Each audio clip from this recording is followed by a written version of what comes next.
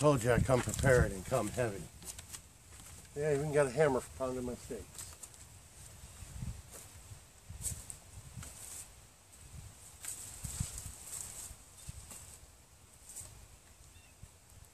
So what do you folks think of my little shelter here? Well, I got a tree I got to get out of the way. It's just in the way.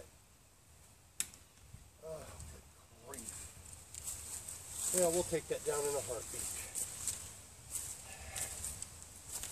I'll bring it back once I get that little bitty pine tree out of the way. Well, welcome back, ladies and gentlemen. How do you like that? Now, before I go any further, let me ask, do any of you recognize my tarp?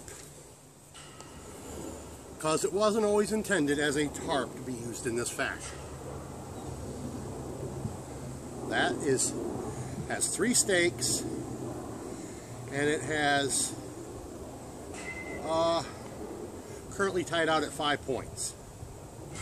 3 across the center of the back, and of course the 2 at the ridge line.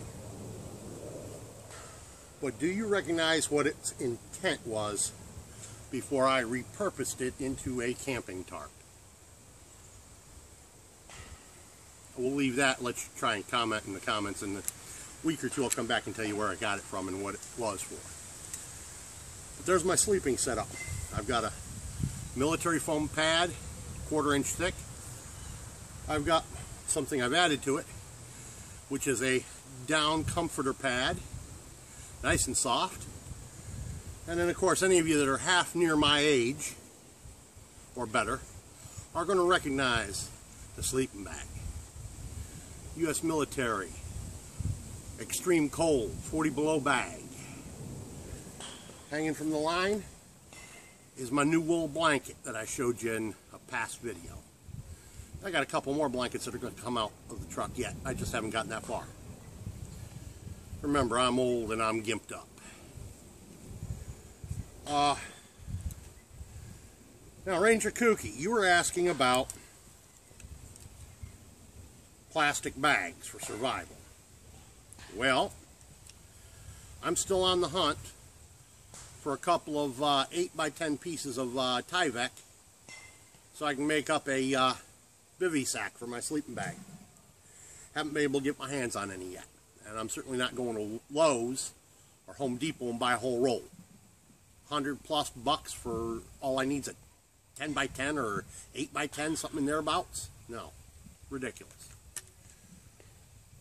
Garbage bag. That's the wrapper my sleeping bag and thin foam pad came in, wrapped in, just to make sure they stayed dry. The white bag in the middle, well, that's cordage. That was what was wrapped around the black down pad.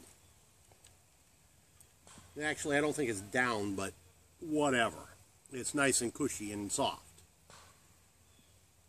So, and of course, you know, the sleeping bag comes with its own tie-outs. Now, I haven't quite gotten that far, but I've tossed them out here.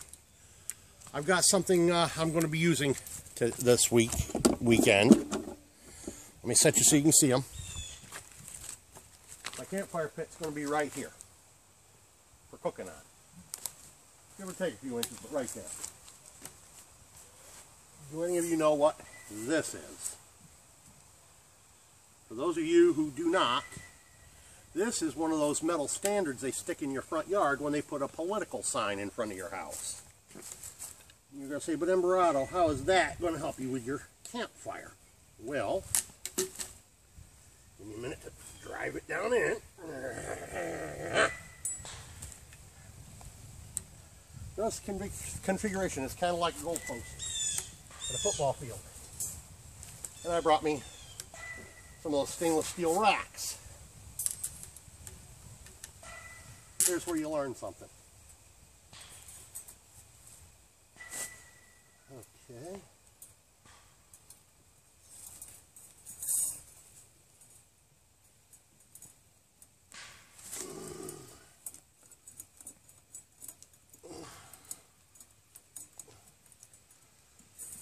Ta-da! Barbecue rack. And I lost one of them. Where did it go? Okay. That was the one of the ties for my, oh, there it is. Ranger bands for tying up my tarp. And this will go over the fire to set a pot on top of. That's why that's here. I brought a second grate because these are a little on the lightweight side and I'm a little concerned they'll warp or break. But I hope that was in frame. No, it wasn't. There it is. Now you can see what I'm talking about. The chrome grates are for roasting over a fire. And the black thing, well, any pet owner is going to recognize it. That's a pet food dish stand. And I'll be putting my cook pot on top of that for cooking on. Well, there's camp, basically. And of course, I got my chair.